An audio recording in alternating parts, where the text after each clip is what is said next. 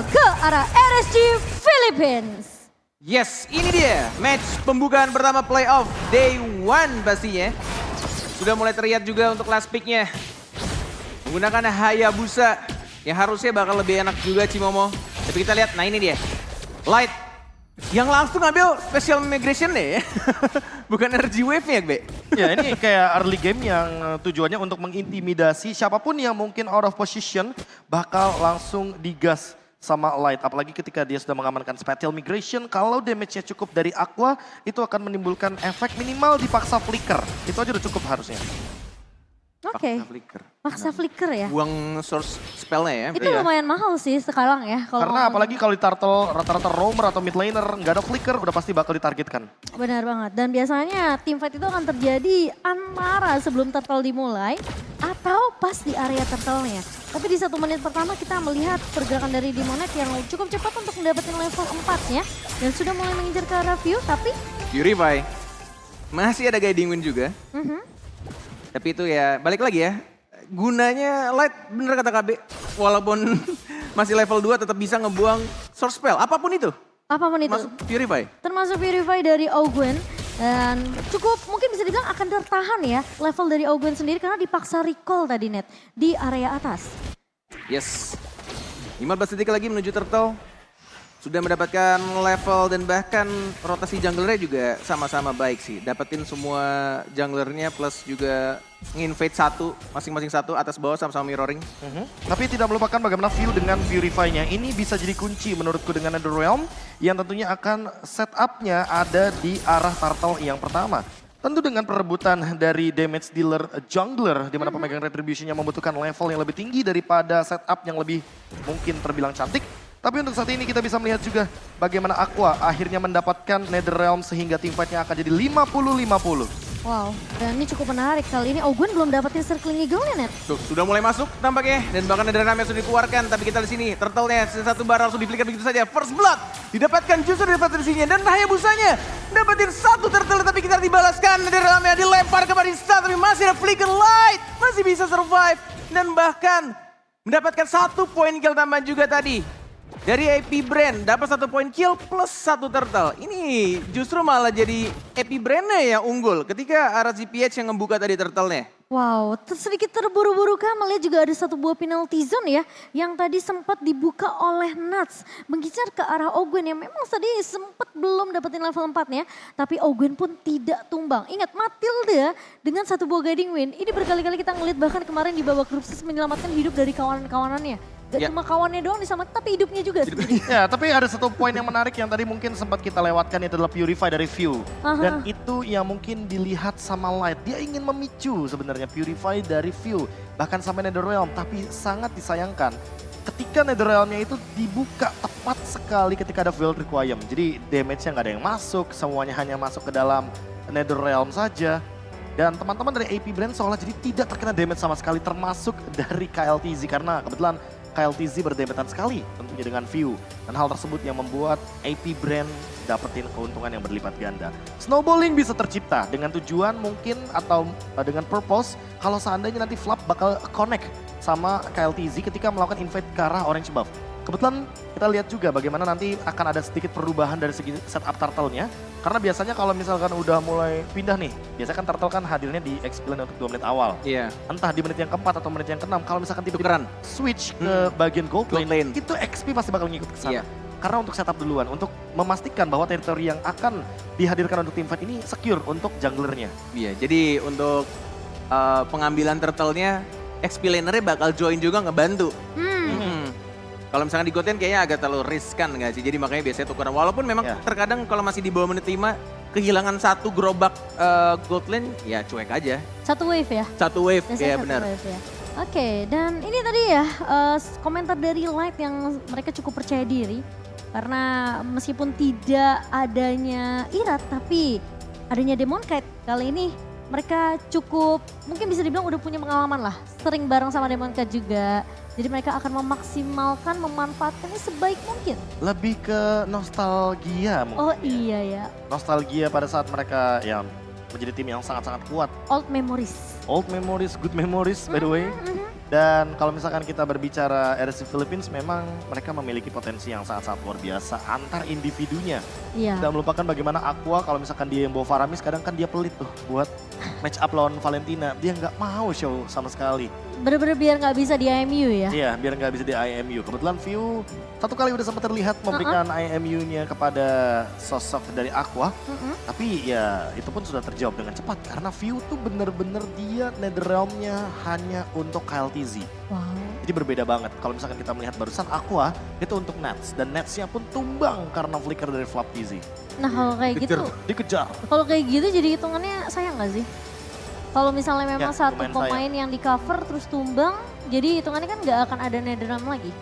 Apalagi kalau misalkan kita berbicara Flap TZ yang dengan tadi dia flicker terus dia juga buka Primal Wrath.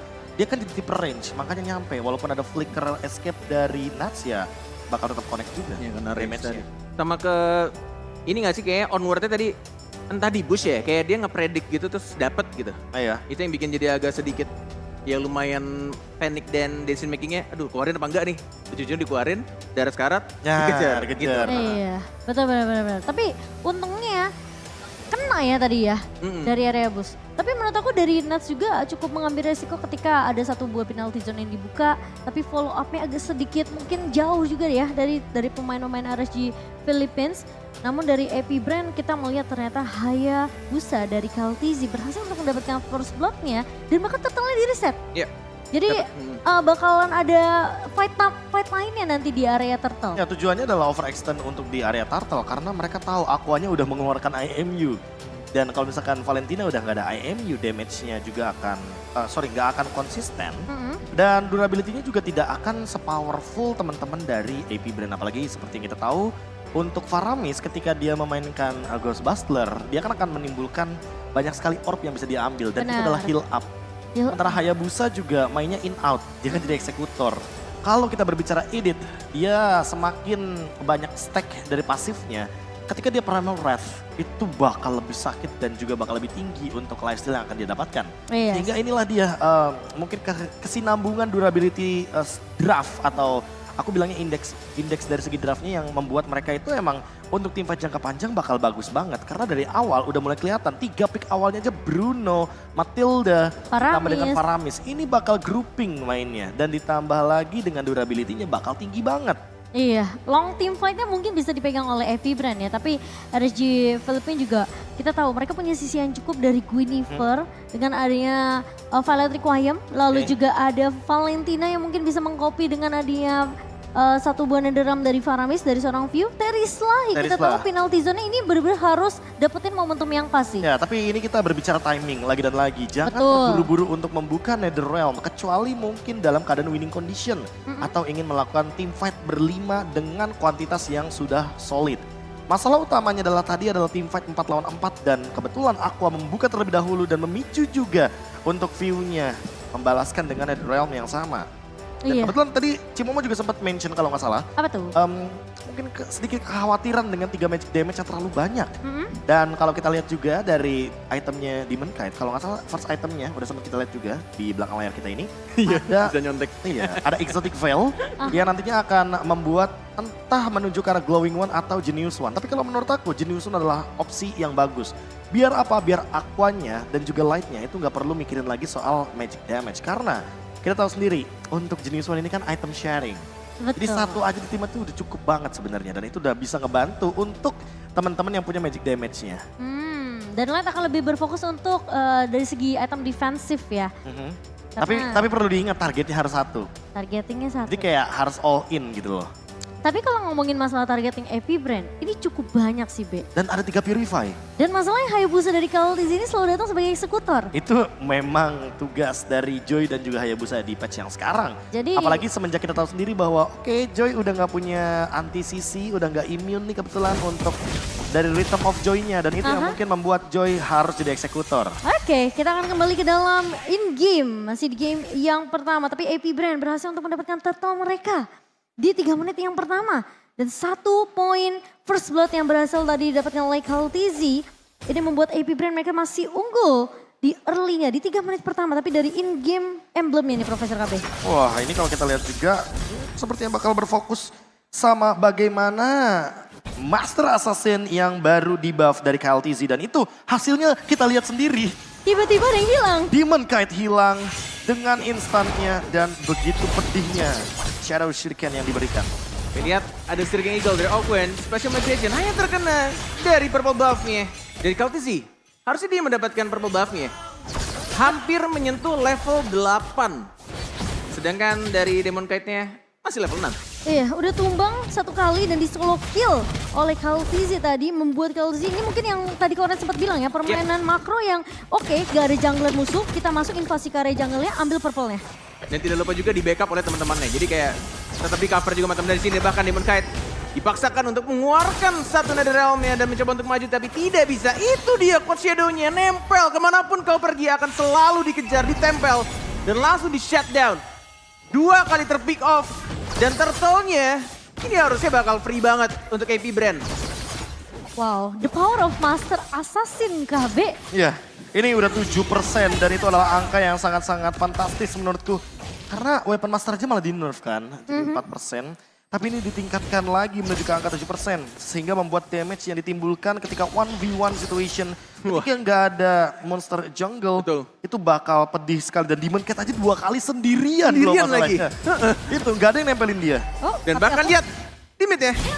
Walaupun jauh range-nya, tapi masih bisa kena Shuriken-nya. Nuts, 1 orang doang.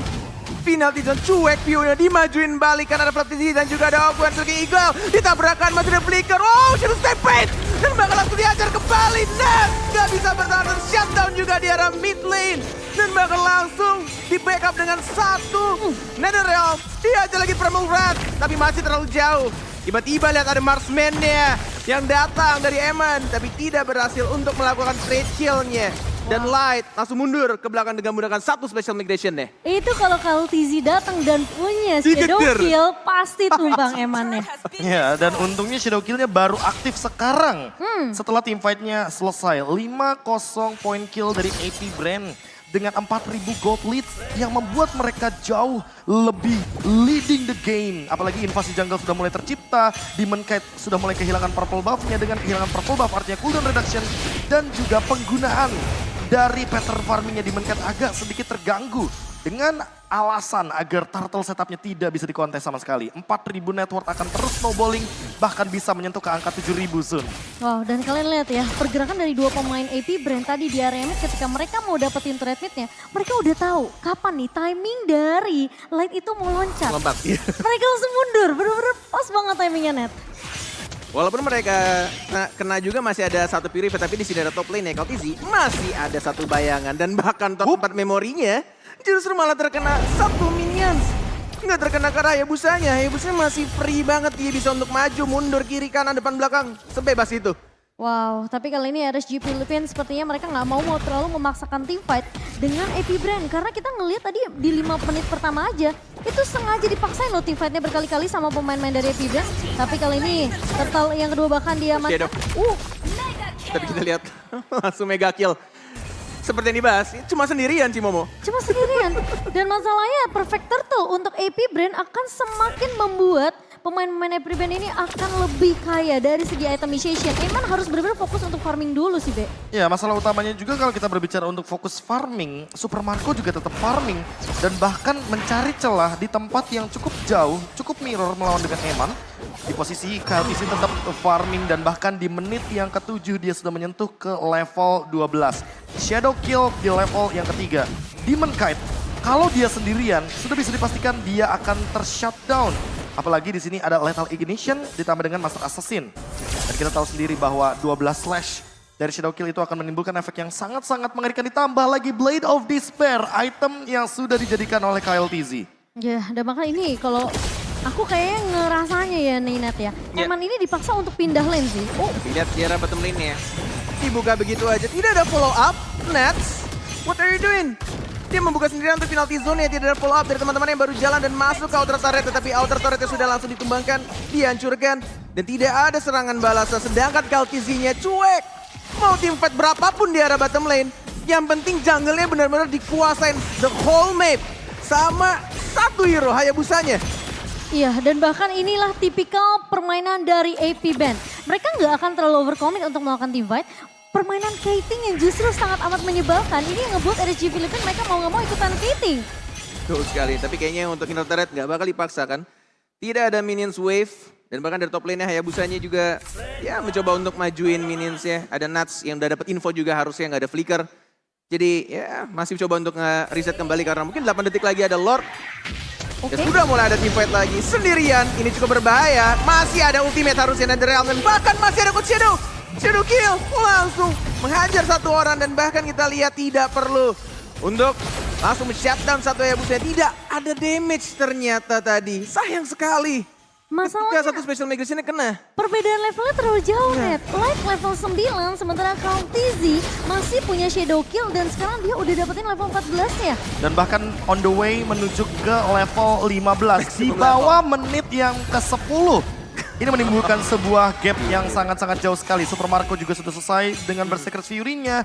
Damage deal tentunya akan sangat-sangat mematikan dengan critical damage-nya.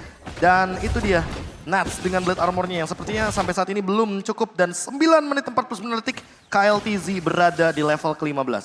Wah, ini udah semakin nyaman sih harusnya AP Brand. Invasi jungle udah bisa dipegang, tapi Light bakal diusir dengan adanya satu buah onward mengarah dari seorang Flap TZ. Tapi kalau TZ bener-bener dia mainnya bener-bener tenang banget sih, Net. Betul. Dia nggak perlu terlalu yang cari fight terus, tapi RSG Filipina bener-bener nggak dikasih nyentuh ke arah jungle-nya. Yes. Dan bahkan sudah siap juga dengan flickernya dari Flap TZ. Kalau dia mau langsung onward dan juga dikombokan langsung dengan Red Shatter, tapi kita lihat di arah bottom lane nggak ada yang mau kontes. Gak ada yang bisa. Bener-bener jaga peluk banget base terakhirnya.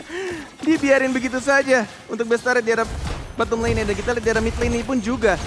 Dilompatin, penalty zone terkena 3. Coach Shadow sudah mulai masuk.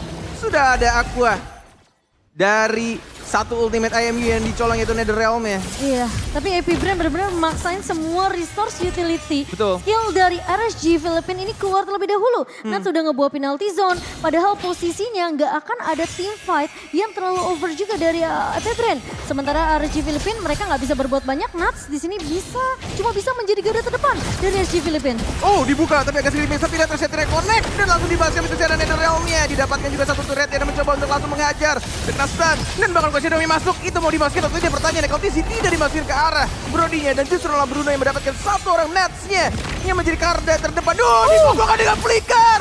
Dengan benar special migration-nya. Patrick Wyam Light mencoba untuk mengembalikan keadaan tapi tidak cukup damage.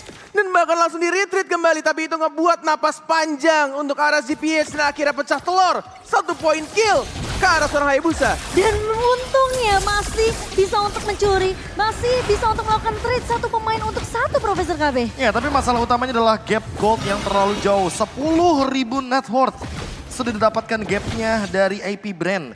Sehingga melihat dari segi item, Malefic Roar on the way, endless battle untuk KLTZ. Melihat juga Flap TZ yang sesaat lagi mungkin akan menuju ke arah Guardian Helmet atau bahkan mungkin dia tujuannya adalah menuju ke arah Twilight Armor, jangan-jangan. Next, kita juga punya di sini view dengan glowing one-nya, typical spam play dan lightning truncheon juga. Ini dari segi item semuanya sangat-sangat lengkap sekali. Dan dengan satu Lord saja loh, satu Lord. Aku ingatkan sekali lagi, AP Brand sudah sangat-sangat unggul dari segi gold lead-nya. Lihat per antar individunya aja. Roamernya aja, unggulnya sampai 800. Dan bahkan itu kalau nggak ada flicker dari Light dan juga Special Migration, aku rasa nggak ada satu point kill sih, Net. Iya, bener. Bener-bener di cover banget. Iya.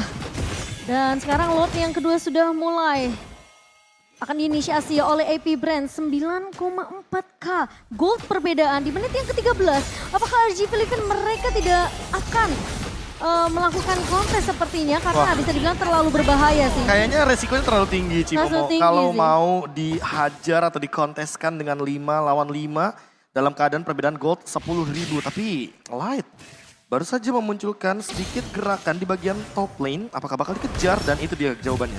Conceal play yang menandakan bahwa RSG Philippines hanya akan melakukan team fight tanpa adanya movement speed tambahan dari ROM item. Ya, dan AP Brand ini tugasnya cuma munculin badan aja sih, Nat. Cuma munculin badan, nggak mau terlalu overcommit kecuali mungkin Natsnya ngebuka dengan penalty zone baru mereka jawab. Bisa nggak sih, tapi mereka nggak ada high ground defender loh. Iya, itu permasalahannya. Itu mungkin jawabannya di Aqua, Netherrealm. Tapi apakah itu cukup waktunya? Oke, tapi Udah mulai streaking eagle. Tabrakan begitu saja, belum adanya ultimate yang dikeluarkan. dari seorang tadi istilahnya dan mulai masuk juga Coach Shadow. Nggak kena special migration tapi ternyata masih ada pasif dan lompat. Tapi lihat base-nya langsung fokus dan langsung di end begitu saja.